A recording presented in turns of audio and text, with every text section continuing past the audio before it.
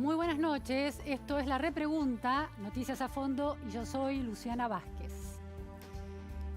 En el año 2004, el entonces presidente de Estados Unidos, George W. Bush, propuso una especie de cuarentena sexual estricta y sostenida, en el lenguaje de la opinión pública de hoy, como método para frenar la otra gran pandemia, que como el COVID-19 tampoco cuenta con vacuna ni cura definitiva.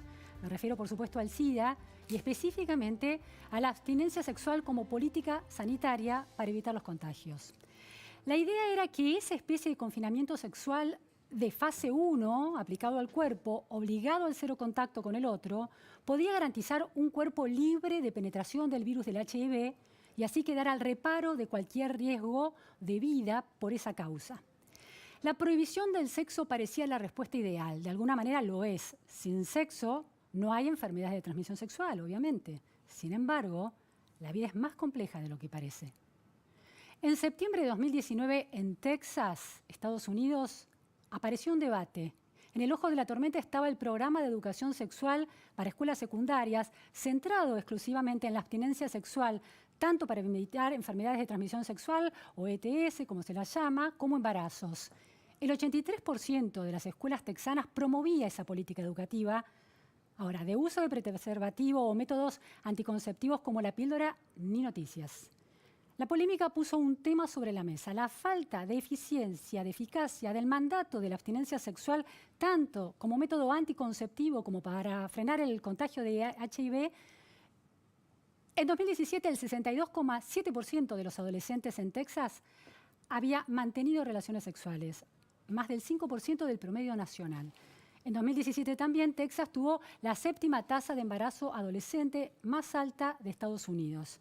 Las tasas de HIV y otras enfermedades de transmisión sexual entre adolescentes en Texas también llegaron a ser de las más altas de ese país. El mandato extremo de mantenerse alejado del sexo no había permeado entre los adolescentes a pesar de toda esa bajada de línea de abstinencia sexual.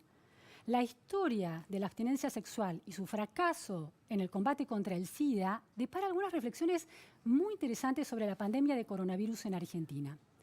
Primero, deja claro que cambiar conductas, sobre todo si son vitales, no es sencillo. Y la política tiene que tener en claro que opera sobre personas reales, con miedo a la muerte, pero también con deseos sexuales, por ejemplo, o deseos de bienestar físico, o con necesidades vitales como ganarse la vida, y un impulso propio hacia la libertad de acción.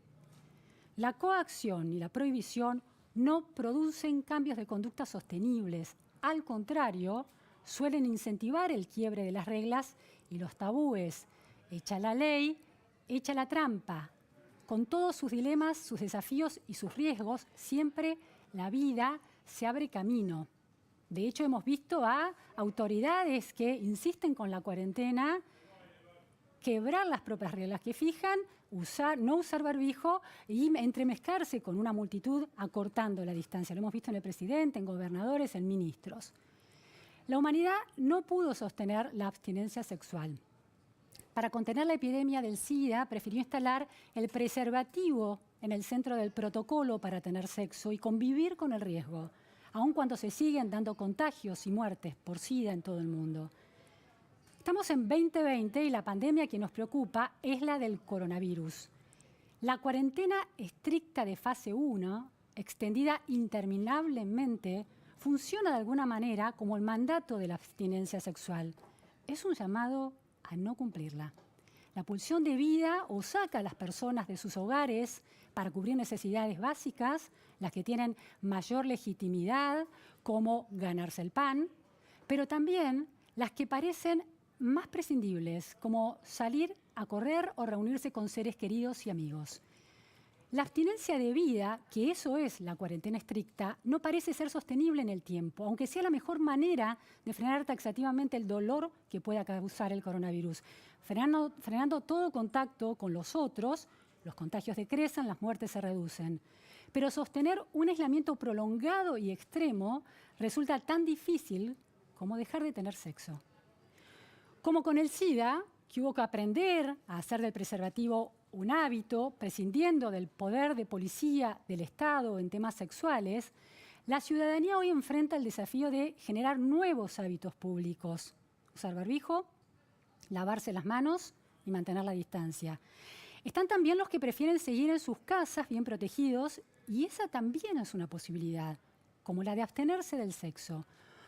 Un Estado y un sistema de salud preparado, aislamiento de los grupos más vulnerables, testeos y rastreos por un lado, y por el otro, protocolos que permitan el ejercicio de la libertad individual responsable, que se presentan como más sostenibles que cualquier provisión. La autorregulación de los individuos también es parte de la vida en sociedad. Aquellos que quieran asumir el riesgo que implica la vida pública en este particular contexto de coronavirus deberán hacerlo cumpliendo los protocolos necesarios, así como se cumplen los protocolos sexuales con eje en el preservativo. Aquellos que prefieran el resguardo total en sus hogares tienen también ese derecho. Se trata de respetar la libertad de elección y no demonizar ninguna de las opciones responsablemente ejercidas. Y subrayo esto último, el contenido de responsabilidad hacia el otro en el ejercicio de la libertad individual. No se trata de un laissez-faire irresponsable y egoísta. Por otro lado, la política sanitaria, que ponía todo el foco en la abstinencia sexual, marginó temas centrales, y esa es otra lección interesante para el presente. Por ejemplo, la necesidad de incorporar el preservativo como hábito. En 2007, más del 60% de los adolescentes de Texas no había usado preservativo en su último encuentro sexual, a pesar de toda esa bajada de línea de abstinencia y de cuidado.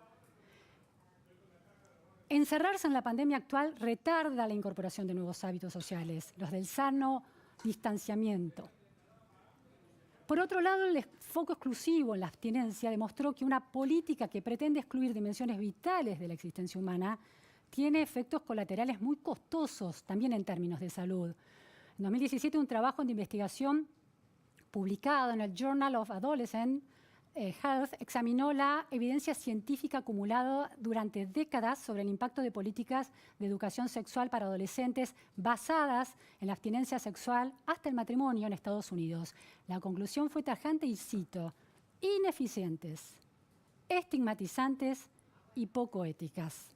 Estados Unidos había gastado $2 billones durante 2 décadas en una política educativa, sanitaria errada.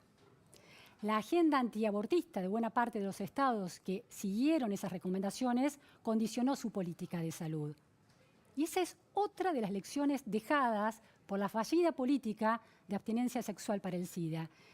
Las decisiones de política sanitaria están basadas en información imperfecta y muchas veces condicionadas por las agendas ideológicas y políticas de los responsables de esas políticas. Por un lado, el sesgo ideológico, tergiversando la racionalidad de esas decisiones. Por otro lado, la calidad de los datos sobre las que se fundan, su carácter provisorio, su complejidad. Esos condicionamientos pesan en la decisión política, que busca siempre comunicar certezas, reducir incertidumbre y comunicar certezas. A veces la ciencia no logra proporcionarlas. Esta semana, después de las imágenes de los bosques de Palermo invadidos por los runners el lunes, el presidente Alberto Fernández dijo, cito: el 70% del virus está circulando por Caballito, Palermo y Recoleta. El otro día vi a los que salieron a correr, le escribí a Horacio Rodríguez Larreta y le dije: Horacio, esto está mal, ¿eh? Fin de la cita. El presidente recomendó también volver a la fase 1 de cuarentena absoluta, una recomendación muy tajante. Los datos, sin embargo, mostraron esos días que estos 3 barrios estaban entre los de menos contagio de los 13 barrios con mayor circulación viral. Y los datos más actuales plantean, además, que no es al aire libre donde se dan la mayor parte de los contagios, sino en espacios cerrados y con contactos prolongados, como los que suceden, por ejemplo, en el hogar. En el hogar, estoy diciendo, donde se nos pide estar encerrados, o en el transporte. Así lo explica el estudio Análisis de Características Epidemiológicas de la Infección de Contactos Estrechos de la Nueva Neumonía de Coronavirus en NIMBO. No en los parques y veredas manteniendo el distanciamiento social. Es clave eso, manteniendo el distanciamiento social. No puede haber una muchedumbre abigarrada escuchando un recital. Se trata de mantener el distanciamiento social.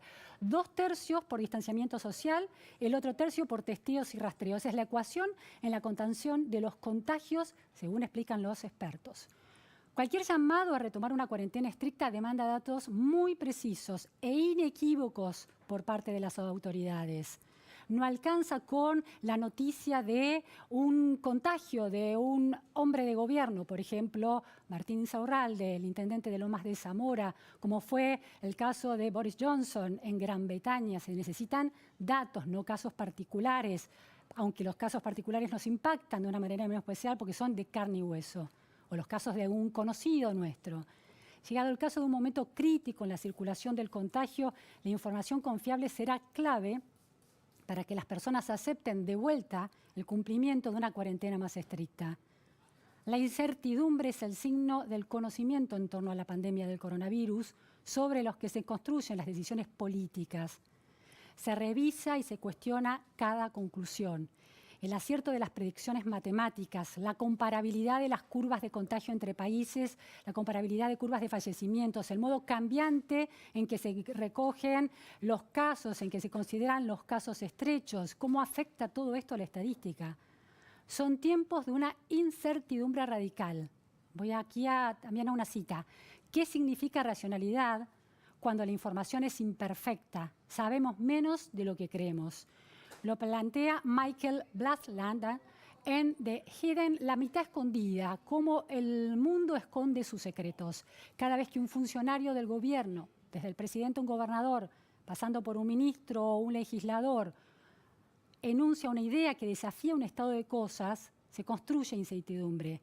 Y tiene costos económicos, tiene costos sociales, costos económicos con el dólar que se dispara o el riesgo país que se escapa, costos sociales con cuando la grieta de la ciudadanía se amplía, ahora también aplicada al campo de la salud. Esta semana, a la incertidumbre sanitaria profunda en la que vivimos y que altera el orden de nuestras vidas personales y de la vida política, se le sumó otra incertidumbre, una incertidumbre de carácter institucional. El caso Vicentín no es un detalle más en la puja por el dominio de la plaza pública. Es la introducción de un nivel de conflicto en el orden de las instituciones necesarias de la vida en común. El Estado y su rol, el derecho de propiedad privada. Muy opinable en sus supuestos, muy cuestionable por la oportunidad en la que se da, en el medio de una crisis de salud y económica sin precedentes, con el diálogo parlamentario afectado también por las disrupciones de la pandemia. Refundar la Argentina justo ahora no parece ser el mejor momento, cuando el diálogo entre minorías y mayorías está cortado. La incertidumbre presenta desafíos serios en la conducción de un país. Es un problema negarla con certezas forzadas, pero es todavía peor crearla. Hoy en la repregunta, Rosendo Fraga, para hablar de política en tiempos de expropiaciones. Ese es el futuro de la Argentina, es un modelo de futuro. Este es el tema.